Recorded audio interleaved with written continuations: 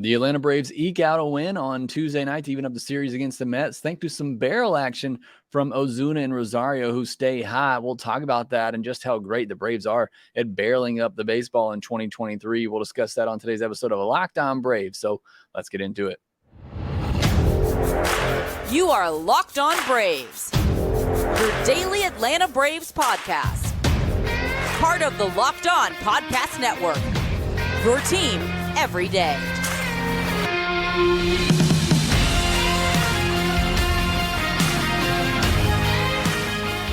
Hey, and welcome back to Locked On Braves, part of Locked On Sports Atlanta, where we cover your favorite Atlanta sports team each and every day.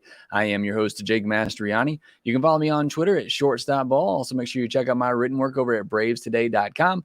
Make sure you follow the podcast on Twitter at LockedOn_Braves. Send in any questions, comments, or feedback that you have for the podcast. If you're new on YouTube, make sure you hit that subscribe button. Also, if you're watching there, hit the thumbs up button as well to help support the show.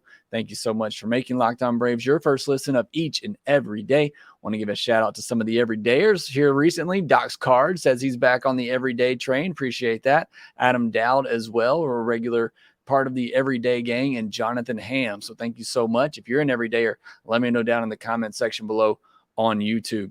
On today's episode, we'll talk about Tuesday's win over the Mets, a squeak one out there, not the best played game, but they are able to get a win. We'll talk about Bryce Elder's performance, Ozuna and Rosario staying hot. And then our stat of the day Wednesday, it's another offensive stat that is just going to blow you away. It's another way at just looking at how good this offense is. But when you really break it down, it's just incredible to see the number of times they are barreling up a baseball this season and how much they are doing it better than the next closest opponent out there. So we'll dive deeply into the barrel rate for the Braves this season, then set you up for Wednesday's game where Charlie Morton, what version are we going to get of him as the Braves try to win this series over the Mets?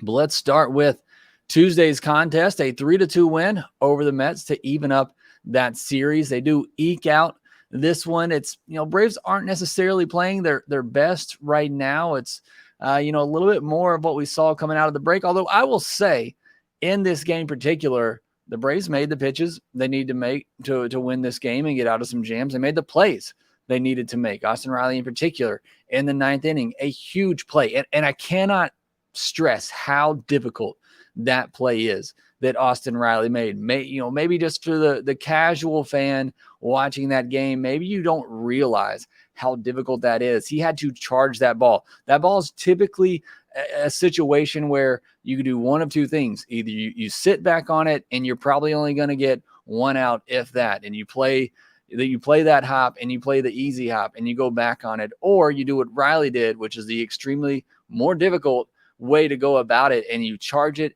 you backhand it on a short hop. I mean, you're picking that. It's like a first baseman over there trying to pick a short hop. That's what Riley had to do, except he's doing it backhanded.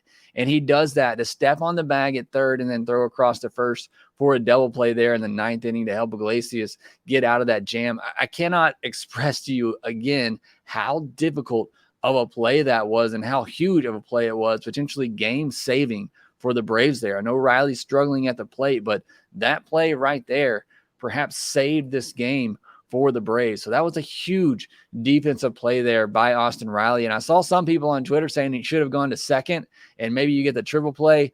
Go back and watch the replay. He had no shot at second base. Absolutely the right call there by Riley, not to mention his momentum going towards third base and into the third base dugout. It would have been nearly impossible for him to turn, make the throw to second to get the guy out there. So great play by Austin Riley. A big play there to help get Iglesias out of that jam and allow the Braves to win that game and keep them from losing that game and from things getting out of hand there in the ninth inning. So that was a big play. But getting into the offensive side of things, offense still just kind of sluggish right now. 0 for 9 with runners in scoring position. They had some chances in this game, but again, it comes down to the Ozuna and Rosario show. It continues. We're now going really on a week and a half, really the whole month of August, but particularly this last week and a half, it's mostly been Ozuna and Rosario in the lineup getting it done. You had Eddie with a 2-run homer early on after Ozuna had reached. That gave the Braves an early 2-0 lead. He also made a couple of sliding catches coming in balls in the past week. He made one on Tuesday, he made one over the weekend as well. So if Eddie can start doing that and he heats up like this at the plate, it's a whole different discussion in left field. So again, you know what he can do when he's hot. We talked about it a lot. For me, the problem has always been the defense, particularly this year. It just seems like so many balls had dropped in front of him that I feel like he could have gotten to, or definitely Kevin Pillar or, more gifted defensive outfielder could have gotten to. We're seeing him start to get to some of those balls. And it just seemed like earlier in the year, really in the middle part, he seemed uncomfortable and awkward sliding to make those catches coming in, but he was able to here, like I said, the past couple of weeks, and that has been huge for Eddie, not to mention the offense that he's bringing. And then Ozuna with a solo shot later in the game. He goes 3 for 3 in this game with a walk. Got himself into some good fastball counts. It's the one thing I didn't talk about on yesterday's episode. You go back and give that a listen. We kind of broke down what's made Ozuna, what has sparked Ozuna's turnaround. Another thing I mentioned in there, he's really, getting back to hunting fastballs and destroying fastballs this year. He still struggles with the off-speed pitches, but when he is going right this year, he's able to lay off those off-speed pitches, get himself in good fastball counts, and then he can sit on that fastball. And again, because he's got the timing back on those fastballs, he's able to square them up and do damage. And you saw that on Tuesday night. I know he got a 3-1 count there a couple of times and roped some pitches. So that's another part of Ozuna's game that's gotten better this year. Again, when he's on, he's able to lay off those off-speed pitches out of the zone, get himself in good hitters counts, and then sit on those fastball pitches, and he's able to crush them. So that's something else you're seeing in Ozuna's game this year. Combined in August, Ozuna and Rosario, they are 47 for 135. That's a 348 average with 9 home runs, 11 doubles, and 29 runs batted in. Again, they're both just putting on a show this month after what happened in July, where they combined to go 29 and 153. That's a 190 average.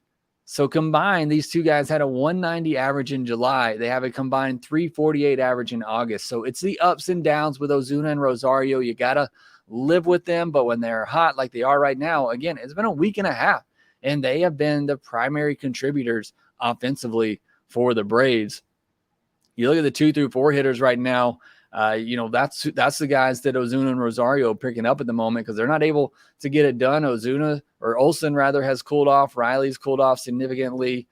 Michael Harris, at least in this series, is struggling a good bit. Ronald's still getting on base at the top, but not being driven in. The 2 through 4 hitters, they were 1 for 11 on Monday. Harris had a hit. Olsen walked a couple times, but on Tuesday, they were a combined 0 for 13 with 5 strikeouts. 1 for 24 in this series. You can't have that with your 2 through 4 hitters. And the Braves have still managed to put up 4 and 3 runs respectively in those 2 games, but not too many lineups are going to have their 2 through 4 hitters go 1 for 24 in the first 2 games of a series and still be able to put some runs on the board like the Braves have. Again, it just speaks to the depth of this lineup. Michael Harris in particular on his bobblehead night, which typically bobblehead night, you're supposed to have a good game, but it was not the case for Michael Harris. He looked completely lost on Tuesday night, and unfortunately, he came up in some big spots with a chance to kind of break the game open, get some add-on runs, and was not able to come through. In particular, he struck out with runners on the corners with 1 out in the 4th inning. You had Lopez, who was on 3rd and Ronald on 1st, and he struck out a wild pitch way outside the zone, wasn't able to bring that runner in from 3rd base there. And then Riley, who's been, like I said, cooled off here lately, wasn't able to come up with the 2-out hit there to take advantage. The 9-hitter has 2 hits in each of these first 2 games of this series and hasn't scored. Again, that just can't happen when the bottom of the lineup is getting on base like that, not to mention Acuna. He's been on base 5 times in these first 2 games, and he scored just once. It just speaks to the troubles of the 2 through 4 hitters in this series right now. They'll get it going, but again, it's just great that you have guys like Ozuna and Rosario and others in the middle part of this lineup that are able to pick those guys up when they are struggling as they are at the moment. As for Bryce Elder, 5 1/3, 2 hits, 3 walks, 1 earned run. Came on a home run and inherited runner when Pierce Johnson came into the game, and 3 strikeouts. I'll take that line from Bryce Elder. Just 5 whiffs on 42 swings, a Mets team that doesn't typically strike out a lot. So not surprising. He didn't get a lot of swings and misses. 88.7 mile per hour average exit velocity is not great for Bryce Elder. Really came down to the fourth inning. And look, this all started with a walk and a 3-2 count on a pitch clock violation. And I'm making this an excuse, but I've seen it throughout all of baseball this year. It seems like when there's a pitch clock violation, the pitcher gets frustrated by it, and it seems to affect them for at least the rest of the inning. And that seemed to be a little bit of the case for Bryce Elder in this one. To me, at least, it looked like he started to speed things up after that. Also heard him say, or saw him say a couple of times, that he couldn't see. I don't know if he was saying he couldn't see the pitch clock timer. I don't know where exactly that is in the stadium. I can't see it on the TV screen, but he, seemed like he was indicating that he couldn't see the pitch clock timer. And there were several at bats in this game where he was coming up real close to the end of that pitch clock timer. So I don't know if that was an issue for him, and maybe that got in his head a little bit. Again, to me, it looked like he started to speed up his delivery a little bit after that. Maybe that led to some bad mechanics, and he started having some really deep counts, wasn't locating quite as well. After that, he did get a fortunate line out by McNeil after that pitch clock violation walk there. He hit Alonso, which if you cheered for that, shame on you. Please do not cheer when other players get hit.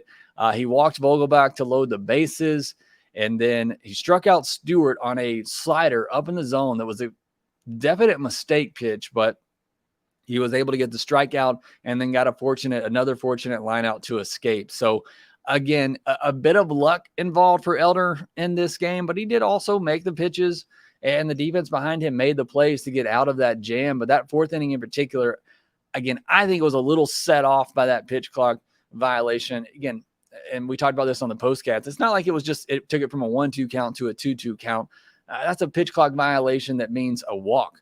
That's gotta hurt a little bit, and that's gotta make you a little upset and probably stick with you for a little bit, but you got to move past that. That's the rule. It's the game. You got to be able to move on from that. But for me, at least, it looked like that started to affect him a little bit in his delivery, which perhaps led to, some miss in location. After that, it was really just a lot of deep counts. In the fifth inning, it was a 1-2-3 fifth, but he had a couple of full counts in there. And then he had Lindor 0-2, 2 games in a row.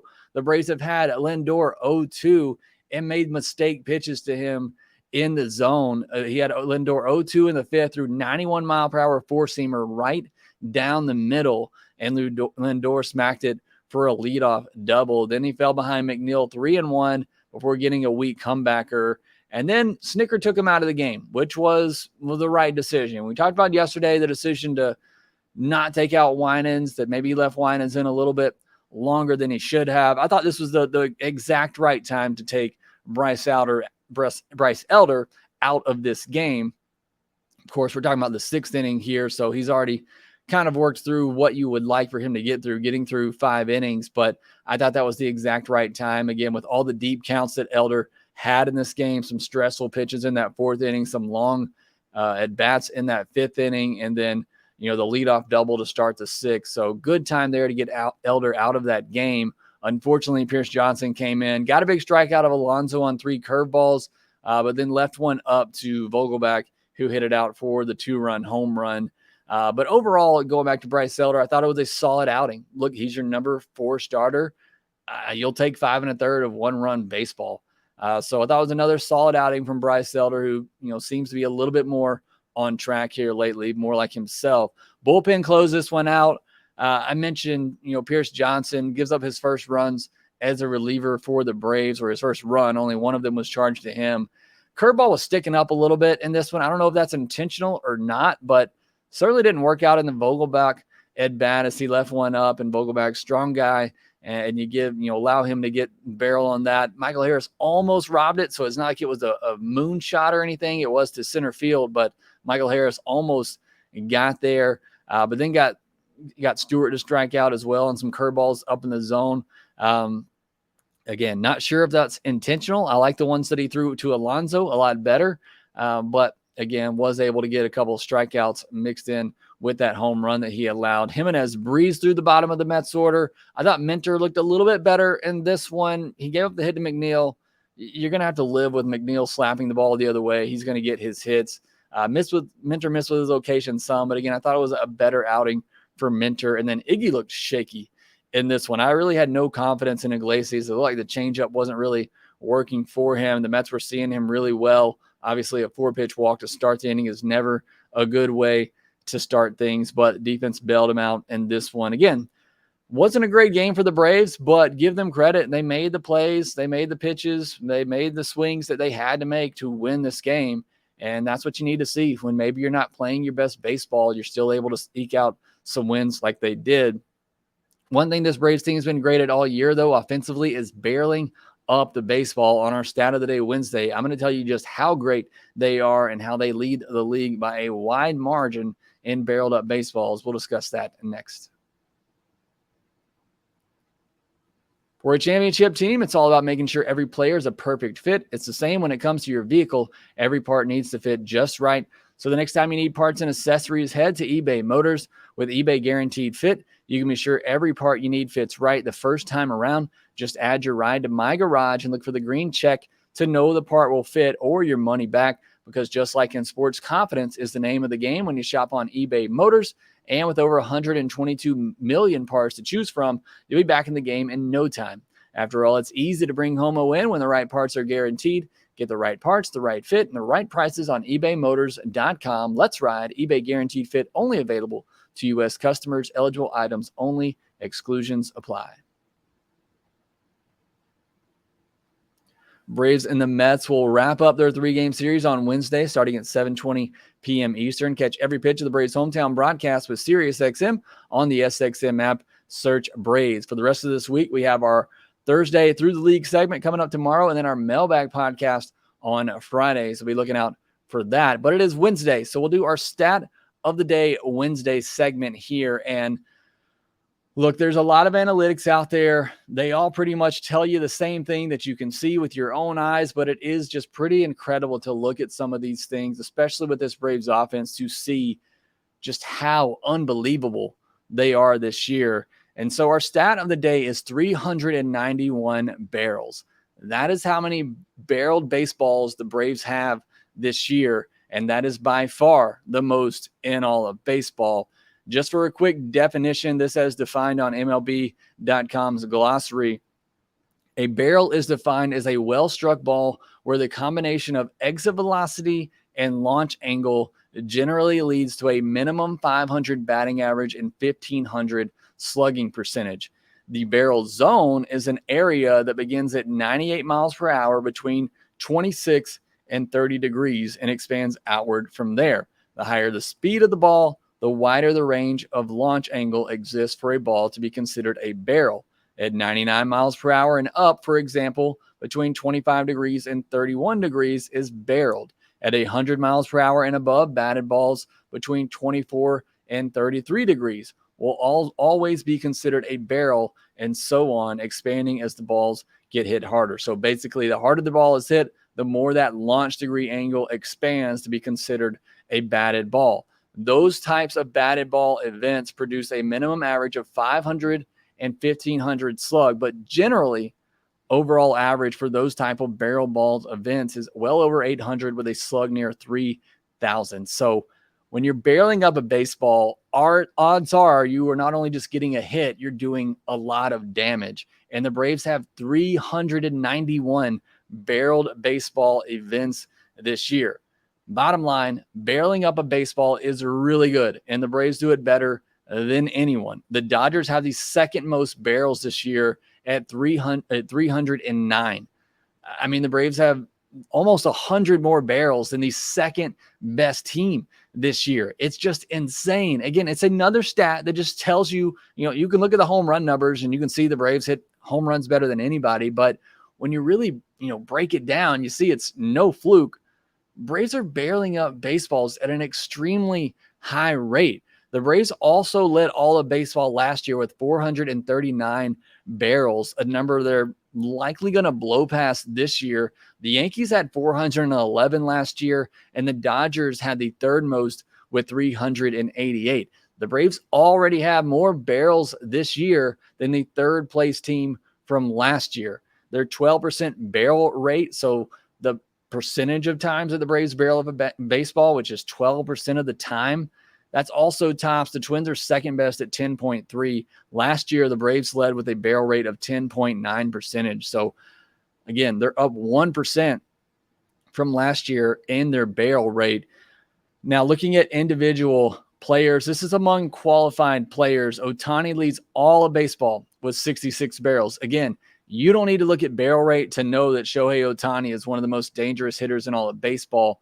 But now that you know what qualifies or as a barreled baseball, it's pretty interesting to see. Ohtani has done that 66 times this year. Olsen has the second most with 61, and Ronald's third with 60. Again, makes sense with what you know about those players. They account for 31% of the Braves teams barreled up baseballs. So Olsen and Acuna doing a lot of the work. But again, it's up and down the lineup. Riley ranks 13th with 47. Ozuna 17th with 45. Ozzy is 46th with 34. So that's 5 players right there for the Braves in the top 50 in barreled baseball. Rosario ranks 71st with 28. Arcia ranks 94th with 22. So 7 guys in the top 100 in all of baseball among qualified hitters in barrels and number of barrels. And you switch that to percentage and the percentage of times that a player barrels up a baseball. Ohtani leads with 20.3%. Olsen is next with 18.4%. Ozuna is 11th with 15.6%. We talked a lot about Ozuna yesterday, the changes that he's made, hunting those fastballs, and he's not missing them this year. And you can see that as he's 11th among all qualified hitters in barrel percentage at 15.6. Acuna ranks 20th at 14%. Riley 27th at 12.7%. Rosario 52nd at 10.3%. So Rosario, not a lot of the bats this year and somewhat of a platoon, although the Braves haven't faced a lot of lefties. He barrels up a baseball 10.3% of the time. With all his struggles and everything, he still is barreling up baseballs at a good rate. Albies ranked 64th at 8.9%, and Arcia is 81st at 7.6%. So again, when you look at it percentage-wise, the Braves are even better with 7 guys in the top 81 in all of baseball. And Murphy doesn't qualify, but he has 38 barrels on the season and a 17% barrel rate. So I know he's been struggling a lot here lately, but for the most part this season, Murphy has been right there with the rest of this group at barreling up baseballs at a really high rate. So again, you can look at the home run numbers, you can look at the slugging percentage. They're all going to tell you the same thing, but I think it's pretty interesting and cool to know when you look at, it's no fluke here. The Braves are finding the barrel of the baseball. And I think another cool part about this is that it's not like it's a boom or bust offense anymore. That's, been kind of one of my frustrations with the offenses in the past. Yeah, they've hit their home runs, but it's been a lot of, 3 true outcomes, and it's been a lot of strikeouts, walks, and home runs. This year, they've cut down on their strikeouts, and, they're bottom 10 in the league with the fewest number of strikeouts, or top 10, however you want to look at that.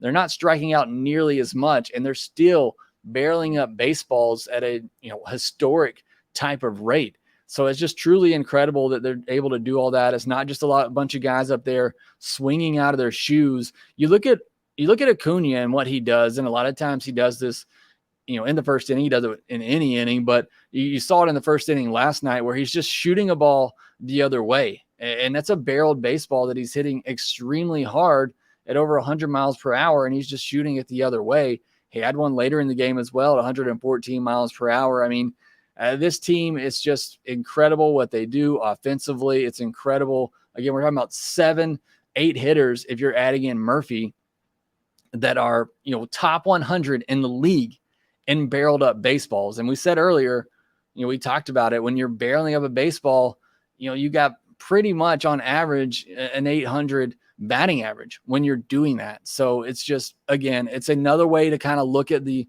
offense and the historic pace that they're on and how they're getting it done. And I just think it's a real credit to them. I think it's a real philosophy that the Braves preach over there, and Kevin Seitzer and that coaching staff, because you look at Dansby Swanson and Freddie Freeman, who are really good hitters in their own right, but they come through that Brave system. And even you look at them this year with the Cubs and the Dodgers, and they're in the top 30, top 50 when it comes to barrel and barrel percentage as well. So I think a lot of that is just Braves philosophy. And, I don't know how much you can necessarily teach this. I think a lot of this is just, skill induced, but certainly the Braves are doing something and preaching something different. And I think Arcia is a great example of that, as somebody who wasn't necessarily considered much of a power hitter in Milwaukee. He comes over to Atlanta, and now he's 81st in all of baseball and barrel percentage. He's 94th with 22 barrels this year, and that's with missing a good chunk of time earlier in the season. So I think there is some sort of philosophy. There's some sort of mechanical changes that the Braves and Kevin Seitzer are preaching over there to help these guys get to the barrel a lot more. I think another part of it is just knowing the pitchers and studying them and knowing what pitch is coming, perhaps, or at least having a good idea without cheating of what pitch is coming and how pitchers are going to attack them. I think a lot of that goes into watching video and homework, which they talk about, at least they've said a lot with Ozuna. He's done a lot more work of that this year as well. So again, this offense is great. You know how fantastic they are, but I thought this is just another fun way to kind of look at that and see just how often they are barreling up baseballs. It truly is fun to watch, and it's pretty fun to look at as well when you break it down stats-wise and just how much better they're doing it than every team in baseball. All right, next, I'll set you up for Game 3, where the Braves will be facing off against Jose Quintana, who's been really good since coming back from injury. And what version of Charlie Morton will we get this time around? We'll see on Wednesday night.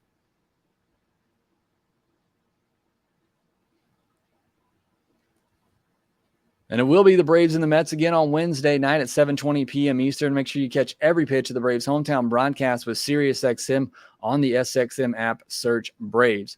Pitching matchup for Wednesday night will be Jose Quintana versus Charlie Morton. And Quintana's been really good. He was supposed to be a big part of that rotation this year behind Scherzer and Verlander and those guys, Senga in the rotation, but he's injured for most of the season. But since coming back, 6 games started, a 3.03 ERA, a 1.26 whip. He's gone at least 6 innings in his last 5 starts and given up 3 earned or less. So he's been a quality start machine. Now, you break down those outings a little bit, and perhaps there's been some luck involved there. Just 25 strikeouts in 35 2/3 innings, 14 walks in those last 6 starts, with just 1 home run allowed. He does a great job keeping the ball on the ground with that sinker. That is his primary pitch. So Braves, hitters looking to get the ball up.